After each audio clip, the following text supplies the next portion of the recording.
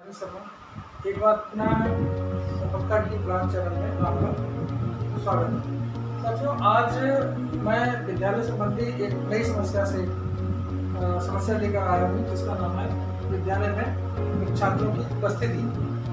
जैसा कि हम लोग प्रतिदिन देख रहे हैं कि हमारे अधिकारियों द्वारा नए आदेश लोगों को दिए जा रहे हैं कि छात्रों की उपस्थिति लगातार बढ़ाएं और उनमें समानता बनी रहे, यानी कोलैप्सेशन होता है वो कम से कम हो।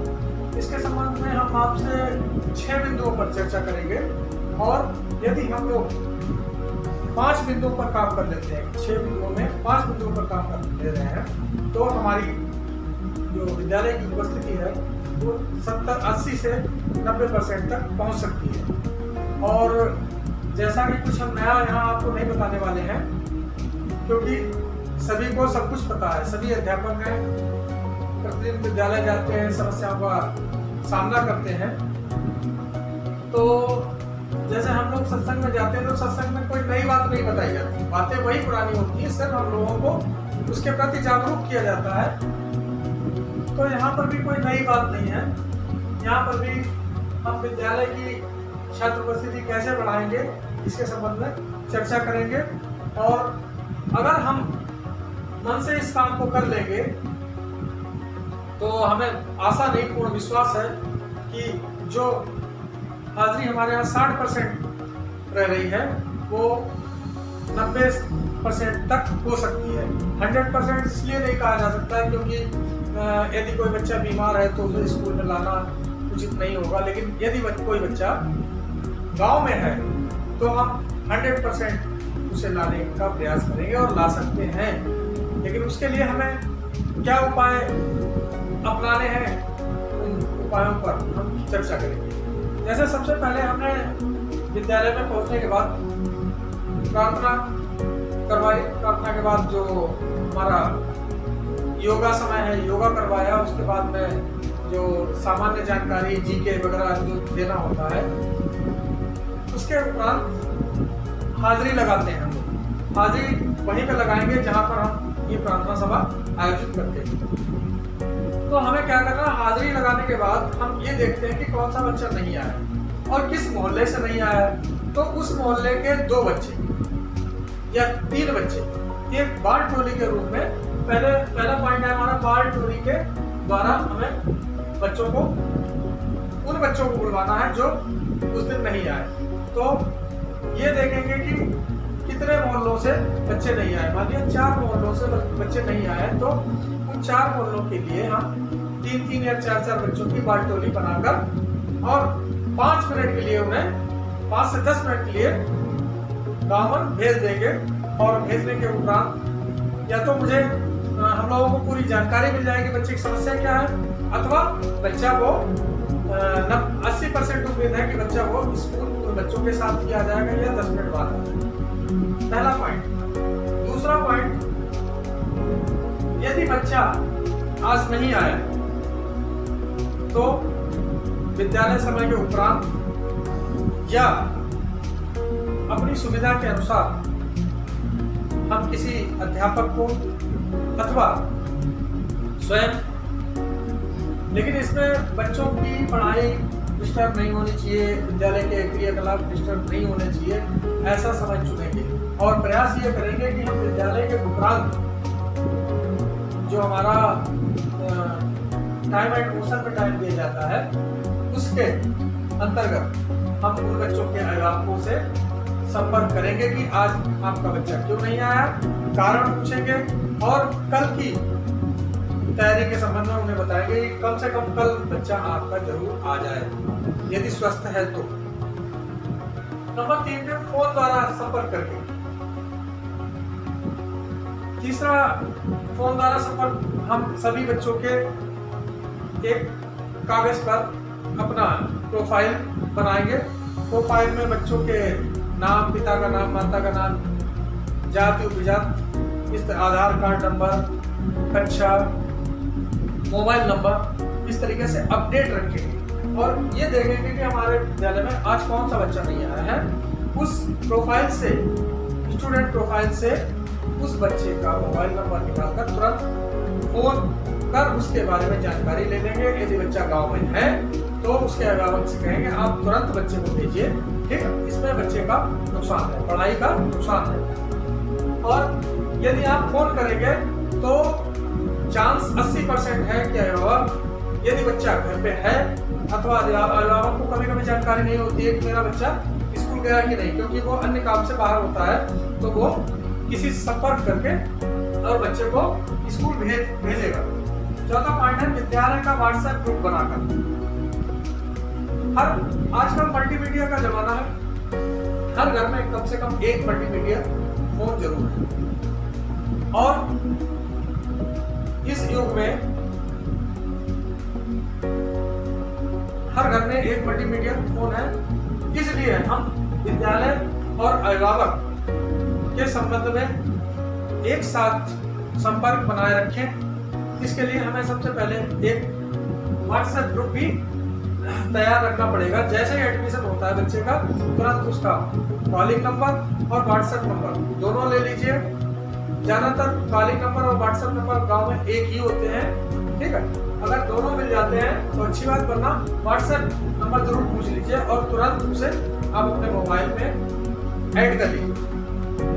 ऐड करने के बाद आज अगर बच्चा नहीं आया है तो कल उस बच्चे के बारे में पूरी डिटेल डाल दीजिए कि आपका बच्चा फला दिन विद्यालय में नहीं आया, कृपया कारण बताएं और विद्यालय बच्चे को भेजें। तो ये एक पत्र का काम करेगा जो कि अभिभावक की नजर में भी ये रहेगा कि हाँ हमारे बच्चे पर विद्यालय प्रशासन की नजर है और वो चिंता रखते हैं। और जब हम इस तरीके से काम करेंगे तो अभिभावकों के बीच हमारी छवि भी अच्छी होगी। अगला पॉइंट है प्रतिदिन रुचिपूर्ण खेल शिक्षण गतिविधि उदाहरण।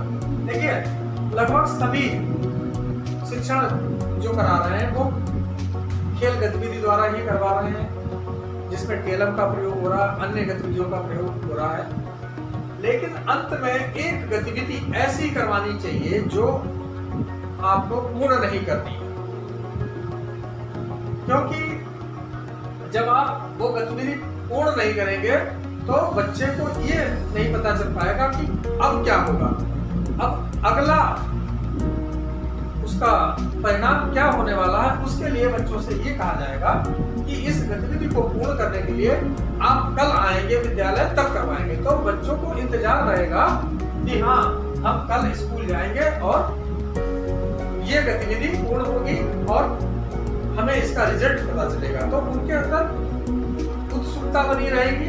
एक तो गतिविधि जो आपने खेल के माध्यम से करवाई है, खेल शिक्षण के माध्यम से करवाई है, उसका रिजल्ट जानने के लिए, और इसी के साथ बच्चों की अटेंडेंस में भी ये अपूर्ण गतिविधि, ध्यान रखिएगा अपूर्ण गतिविधि, इस अंतिम गतिविधि को हम पूर्ण नहीं करवाएंगे, शेष जो इससे पहले गतिविधियां करवाएंगे वो सभी पूर्ण करवाएंगे। उसका परिणाम भी आएगा, सब बच्चों को उसका सबक भी बताया जाएगा, उसके बारे में क्या शिक्षा मिलती है पूछी जाएगी, बताई जाएगी, सब कुछ किया जाएगा।